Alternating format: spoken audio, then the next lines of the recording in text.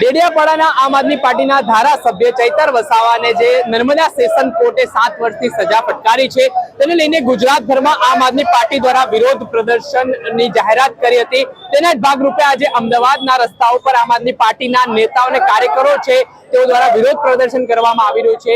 આપણે અત્યારે કેટલાક આમ આદમી પાર્ટીના મહિલાઓ નેતા છે તેમની સાથે વાતચીત કરીએ કે શું કહેવું છે તેમના આ બાબતમાં, શું કામ વિરોધ કરવામાં આવી રહ્યો છે, શું આખો મામલો છે, કેમ રસ્તા ઉપર ઉતરવું?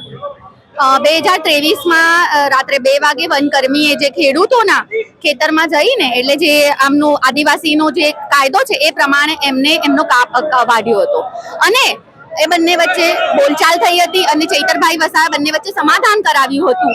એ પછી વનકર્મીએ ચૈતરભાઈ વસાવા પર ખોટો આરોપ લગાવી અને કેસ કર્યો હતો। 90 દિવસ માટે ચૈતરભાઈ અને એમના પત્ની અને બીજા લોકોની જેલની સજા ભોગવી ચૂક્યા હતા અને આજે જ્યારે નામદાર કોર્ટે તેને સજા ફટકારી 7 વર્ષની ચૈતરભાઈ સાથે 8 માણસો જેમાં મહિલાઓ છે, 15 વર્ષનું બાળક છે, સગર્ભા સ્ત્રી છે, તો આ એક અન્યાય છે। ગુજરાતમાં પહેલી વખત આવું થયું હશે કે આટલા ફાસ્ટ ટ્રેકમાં કોઈ ડિસિઝન આવ્યું છે। સાથે સાથે ચૈતરભાઈએ જે નર્મદા જિલ્લો એમની અધ્યક્ષતામાંથી જીતાડ્યો હતો ભારતીય જનતા પાર્ટીમાં મોંમાંથી કહેવાય કે આખો જિલ્લો આમ આદમી પાર્ટીની તરફેણમાં ગયો હતો તો ક્યાંક ને ક્યાંક ડરના એંધાણમાં ચૈતરભાઈ ઉપર આ રીતનું ષડયંત્ર કરવામાં આવ્યું છે, એમને તોડવાનો પ્રયત્ન કરવામાં આવ્યું છે। પણ ચૈતરભાઈ રાજકારણમાં આવ્યા પહેલા પણ આદિવાસી વિસ્તાર માટે અવારનવાર અવાજ ઉઠાવે છે। એવા બુલંદ પરિવારી છે, એમનો પરિવાર પણ બુલંદ છે, એ ક્યારે પણ ડરવાના નથી અને આજે બધા જિલ્લાના ગુજરાતમાં આમ આદમી પાર્ટી એ ગુજરાતના લોકોનું સમર્થન જે રીતે મળી રહ્યું છે ચૈતરભાઈ ઉપર જે ખોટો કેસ કરવામાં આવ્યો છે તો એના માટે એક માર્ચ રેલીનું આયોજન કરવામાં આવ્યું છે કે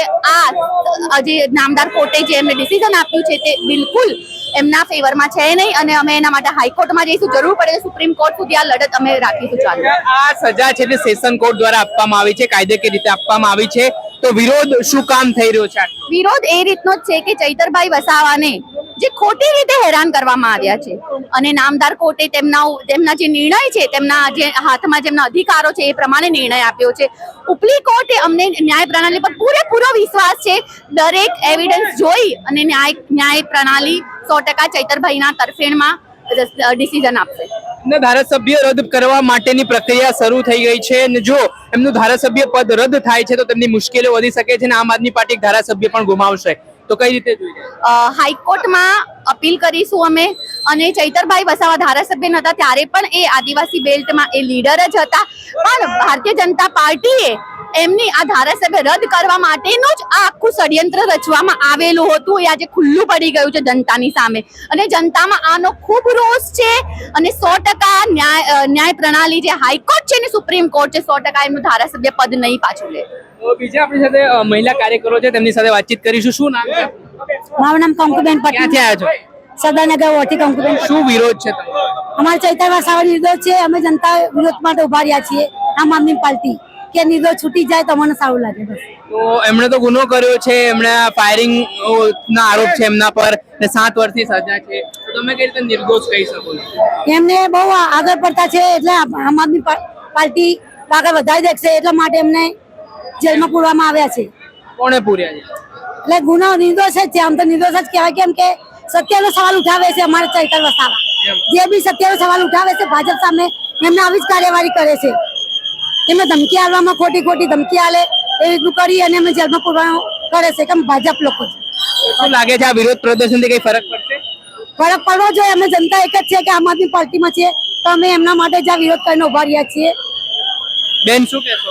ક્યાં આમ આદમી પાર્ટીના અમે કાર્યકર્તા છીએ અને અમારા ચૈતરભાઈ વસાવાને એક હવામાં ફાયરિંગ કરવાના ગુનામાં જે એક વ્યક્તિએ કરી છે તે 9 જણને સજા ફટકારી છે, તો બધાને એક સરખી સજા ના હોય એટલે આ ભાજપ દ્વારા ગોઠવવામાં આવેલું ષડયંત્ર છે।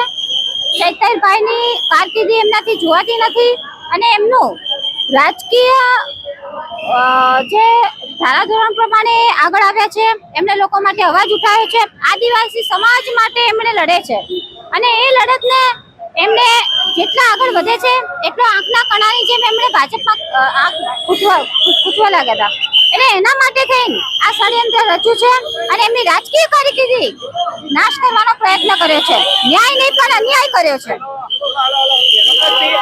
જોઈ શકો છો કે આપ અહીંયા જે રીતે આપ અહીંયા ડેડિયાપાડાના ધારાસભ્ય ચૈતર વસાવાના સમર્થનમાં મહિલા મોરચાની ટીમ છે તે અહીંયા વિરોધ માટે જોડાઈ હતી અને હાલ જે વિરોધ પ્રદર્શન છે તે કરવામાં આવી રહ્યું છે. હવે જોવાનું રહ્યું કે ધારાસભ્ય પદ છે તે પણ રદ થાય તેવી શક્યતા છે. મિત્રો, આવા જ વિડીયો નવજીવન ન્યૂઝ જોતા રહો, લાઈક કરો, શેર કરો.